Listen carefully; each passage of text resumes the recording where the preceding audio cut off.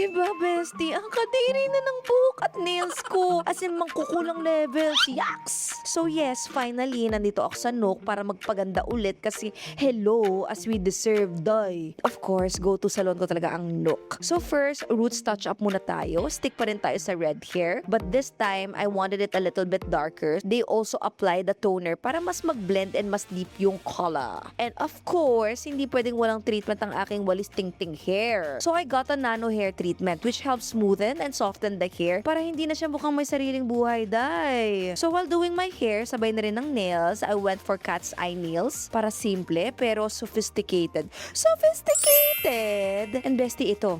After ilang buwan ng pag-iisip, oo, pinagupit ko na po. Ang haba na kasi. Maganda, oo, pero again, mukha talaga ako mangkukulam. So yes, nagpa-shorter hair na ako. At oo, nagpa-bangs na din ang mother bestie niya. Oh my girl. Hindi ko rin alam kung saan ko nakuha yung lakas ng loob ko. So okay, wait. Before versus after. Boom! Hello! Sino siya?